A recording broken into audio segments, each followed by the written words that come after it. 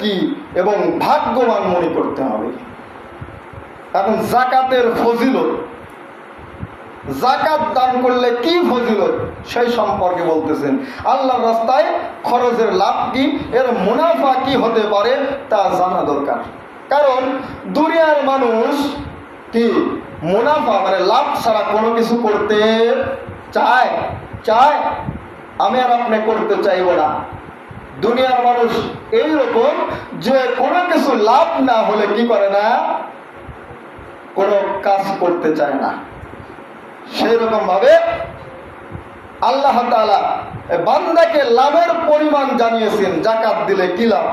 আল্লাহ রাব্বুল আলামিন সূরা বাকারার 261 নম্বর আয়াতের মধ্যে খুব সুন্দরভাবে ইরশাদ করতেছেন, বলতেছেন মাতালুল্লাযীনা ইউনফিকুনা আমওয়ালাহুম ফি সাবিলিল্লাহ কামাতালি হাব্বাতিন আনবাতাত সাবা সানাবিলা ফি কুল্লি সুম্বুলাতিন মিআতু হাব্বাহ ওয়াল্লাহু ইউদাইফু লিমান ইয়াশা ওয়াল্লাহু ওয়াসিউন আলীম। যারা বলেন সুবহানাল্লাহ।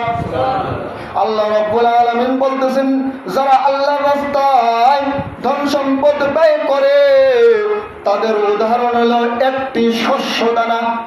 কি?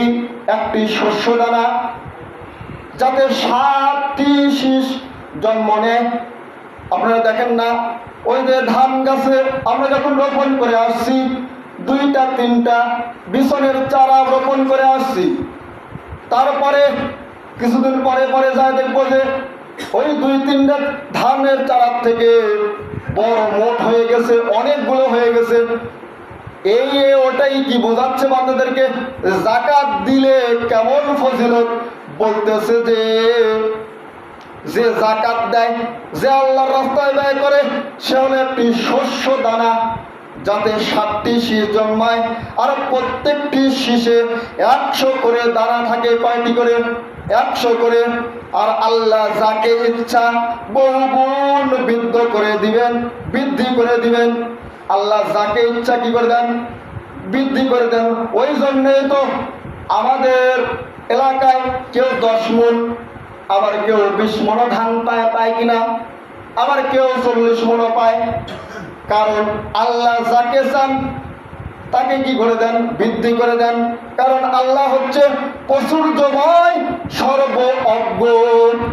মুসলমান ভাই বন্ধুগণ, ভালো করে বুঝলেন। মানুষ মনে করে, এখন আমরা আবার ভালো করে বুঝি, মানুষ মনে করে যাকাত দিলে কমে যায়। মনে করে কিনা? কিছু কিছু মানুষ আছে মনে করে দান করলে মনে হয় রে মসজিদে 20 টাকা দান করলাম, 100 টাকা দান করলাম, 5,000 টাকা দান করলাম, 10,000 কমে গেল না। আল্লাহ বলেন যে যত দান করবি তার মালের ভিতরে অটোমেটিকলি কি হয়ে যাবে? বরকত বেড়ে যাবে। যেই পরিমাণ দান করছে তার কি 700 গুণ রমজান মাসে দান করলে 700 গুণ বেড়ে যাবে। বলেন সুবহানাল্লাহ। তাই মুসলমান ভাই বন্ধুগণ, তাই আমরা মনে করি যে মাল কমে যাবে, যাকাত দেওয়া থেকে এই জন্য কি থাকে? বিরত থাকি। মুসলমান ভাই বন্ধুগণ, অথচ যাকাতের অর্থ হলো কি?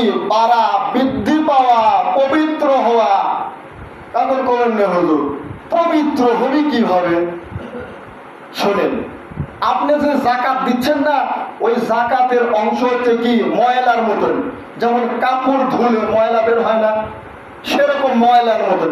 এই ময়লা যখন আপনি দিয়ে দিবেন, আপনার মাল কি হয়ে যাবে? পবিত্র হয়ে যাবে। যেমন জামা ধুইলে কি হয়ে যায়? জামা পরিষ্কার হয়ে যায়, ময়লা বের হয়, সেরকম কি হয়ে যাবে? পবিত্র হয়ে যাবে। মুসলমান ভাই বন্ধুগণ, আর